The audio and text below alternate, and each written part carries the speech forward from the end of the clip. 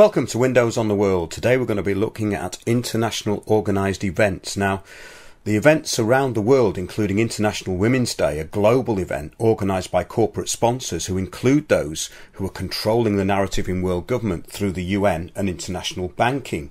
So, Women's Day, International Women's Day in Trafalgar Square was one such event.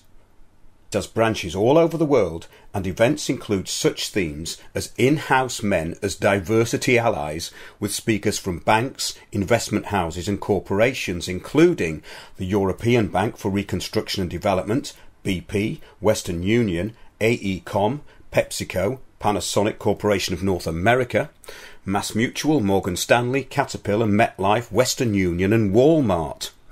Its slogan for Women's Day was "Be Bold for Change," a meaningless statement like the ones which Obama used to get elected, and your local council uses these sort of statements to impose regeneration and the destruction of real community onto the tax-paying public.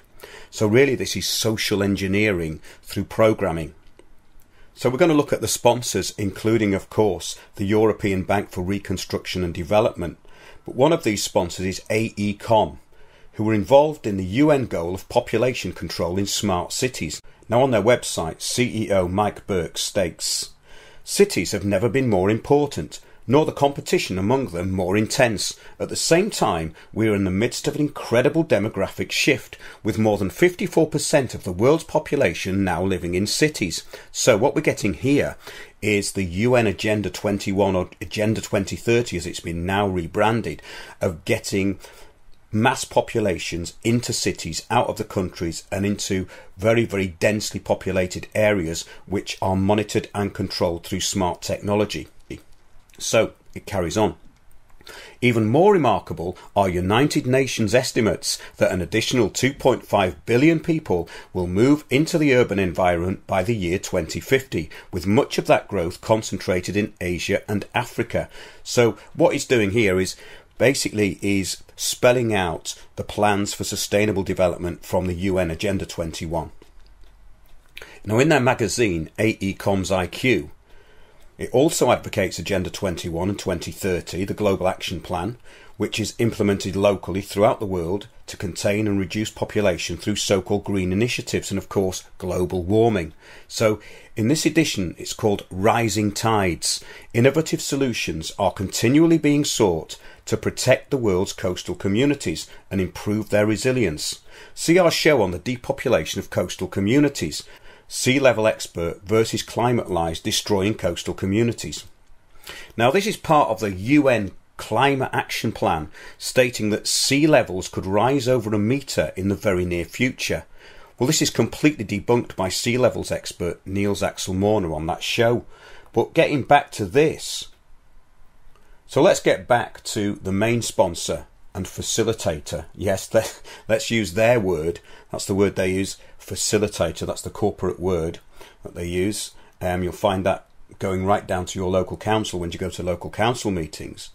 Now the main facilitator of this is the European Bank for Construction and Development. Now it states on their website, the European Bank for Reconstruction and Development was established to help build a new post-war era in Central and Eastern Europe, a historic role and gained by unique expertise in fostering change in the region and beyond.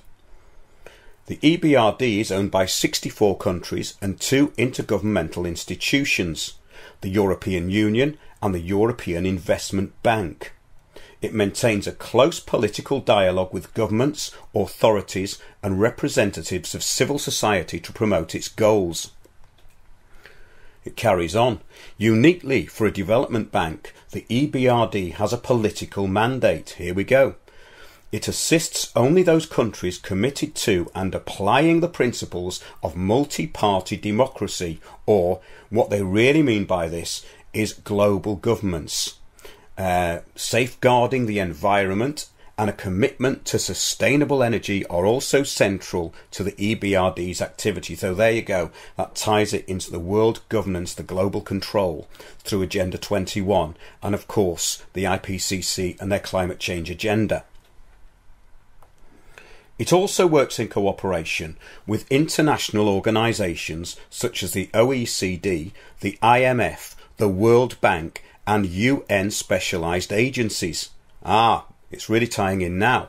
Which specialised agencies? By that it means the International Labour Organization, the Food and Agriculture Organization, the United Nations Educational, Scientific and Cultural Organization, UNESCO, the International Civil Aviation Organization, the International Monetary Fund, the International Bank for Reconstruction and Development, the World Health Organization, the Universal Postal Union, the International Telecommunications Union, and any other agency in relationship with the United Nations in accordance with Articles 57 and 63 of the Charter. You can see more about that in an article, the IFUN and Vatican Cabal on windowsontheworld.net in the articles section.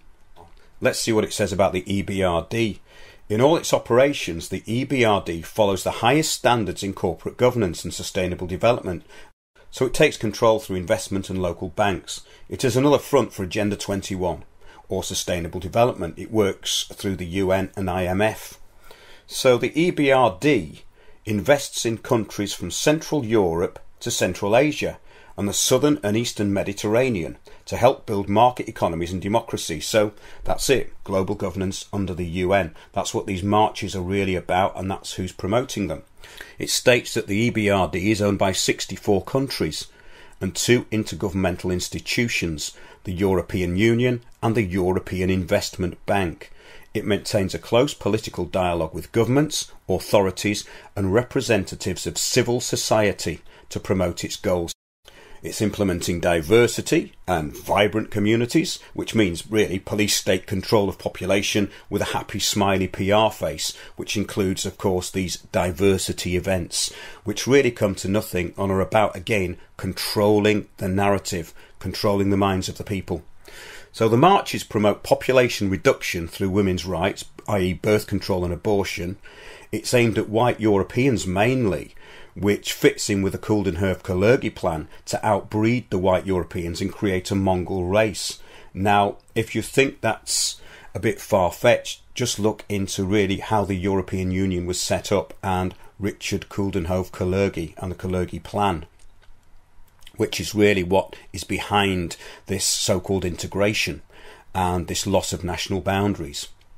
Now note that this is being pushed at these sort of middle-class types who were programmed by the state corporate media to go on these marches. So what we have here on International Women's Day is a corporate-controlled series of events organised by social engineers under a corporate structure to limit rights through diversity and control population through empowerment. The most obvious thing about the London event was its complete lack of purpose.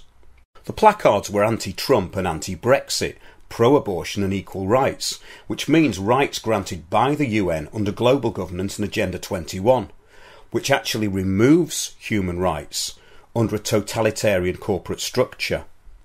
The repetitive and meaningless signs were all dealing with trivial pursuits, like what Trump might have said to some other bloke after a few sherbets, with a bit of innuendo, about 20 years ago, which is hearsay, but there was nothing on what his policies might be, or anything relating to real demands or issues which would affect them. This narcissistic and petty nonsense is of course a big part of the obfuscation. It's literally an exercise in time wasting and diversion. The population is now being steered into 2 camps. Those who are so-called neoliberals, or really those who are being influenced to accept this banality and global governance, and those who are being targeted by hate speak by this group as racist, sexist and homophobic because they want some kind of sovereignty, i.e. Brexit, and they'll support Trump over the criminal Hillary Clinton, as that is what the US presidential elections really came down to. The fact that the Clintons and their foundation are little more than an organised crime network, and that Hillary is an unbalanced sociopathic dictator serving very dark forces, is something which the brainwashed victims of this social engineering never address or even comprehend. Those at these so-called demonstrations are being trained and controlled by global corporate puppet masters who are merely implementing crude but effective social engineering. Blame Brexit, Trump and Putin. So this march was not at all about women's rights, as they were not addressed. If this event had been organised by real activists, it would have had focused agendas, which would have seen intelligent and hard-hitting messages, rather than Trump's sexist and diversity and equality for all, which really means police state control over thoughts and actions. So International Women's Day was a brainwashing exercise in keeping important issues out and promoting one world government through a corporate event. And this structure and its cynical agenda is to dumb down any real protest in favour of banality and disempowerment through social engineering. All this to promote the control and reduction of population. So this, alongside the mass brainwashing, was to promote rhetoric against anyone who might question the mind-numbing sloganeering of those with no cause. See our shows on Agenda 21 and regeneration, plus the article on big society change agents in the archive. You may not think all of this is related, but it really is, because what we've got here is a kind of scientific social engineering going on a very, very crude level, and it's never been so crude or more obvious.